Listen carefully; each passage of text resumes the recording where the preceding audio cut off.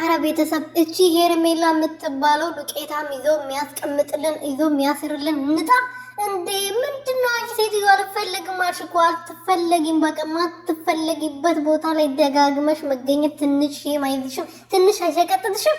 ጉድ እኮ ነው ዛሬ። በቃ አትፈለጊም። እናንተ ስለማይፈልጋችሁ ነው ልጁ በሌሊት ሸሽቷችሁ እናንተ ከእንቅልፋችሁ ሳትነቁ ሸሽቷችሁ የወጣው። ስለዚህ ለምን ልጁን አትተውም? ለምን ልጁን አትፋቱትም? አይፈልጋችሁም።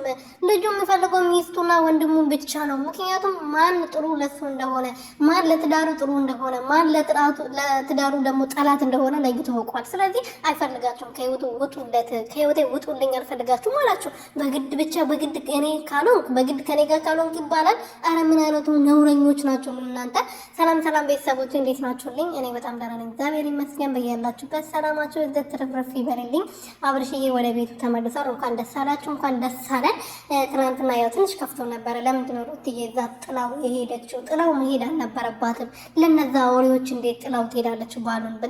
ባሏን ብለን ተቆጥተን ነበረ። ሩትዬ ደግሞ ጥላው ሄደችበት ምክንያት አላት። ምክንያቱም እሷ እምቢ ብትል ሌላ ነገር አለ ብሎ ስለሚያስቡ ነው ጥላቸው ሄደችው። ግና አብርሽ ደግሞ እዛ መቆየት አልፈለገም። ምክንያቱም እነሱ በሽተኛ ያረጉት እነሱ ስለሆኑ ከበሽታው መራቅ ስለፈለገ ወደ ሰላሙ መመለስ ፈለገ፣ ሄደ።